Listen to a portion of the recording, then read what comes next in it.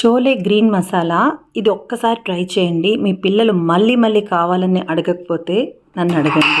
So దీనికోసం ఈ శనగలను ఒక 6 గంటలు నానబెట్టుకొని కుక్కర్లో తీసుకొని బిర్యానీ ఆకు, దాల్చిన చెక్క, కొద్దిగా సాల్ట్ వేసి మూత పెట్టి 3 విజిల్స్ వచ్చినంత వరకు ఉడికించుకోవాలి.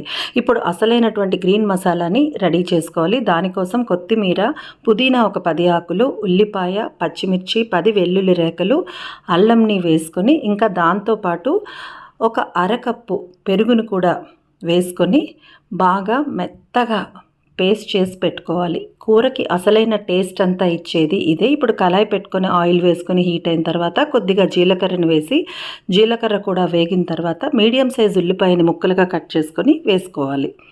ఉల్లిపాయలు బ్రౌన్ కలర్ వచ్చేంత వరకు వేయించుకోవాలి. మధ్యలో కరివేపాకును ఫ్లేవర్ కోసం వేసుకోవడం మర్చిపోకండి.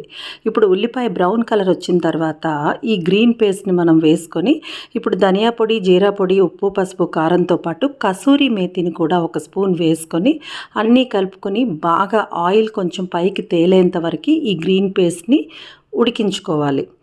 ఇదే మీకు కూరలో అసలైన కీలకమైనటువంటి టేస్ట్ని ఇచ్చేది కాబట్టి దీన్ని కొంచెం జాగ్రత్తగా తయారు చేసుకుంటే కూర అనేది చాలా బాగుంటుంది.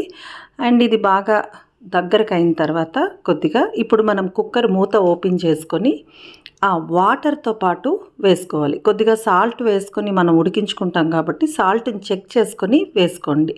వాటర్తో పాటు వేసుకొని సిమ్లో పెట్టుకొని దగ్గర 10 నుంచి 15 నిమిషాల పాటు సిమ్లోనే దీన్ని బాగా ఉడికించుకోవాలి.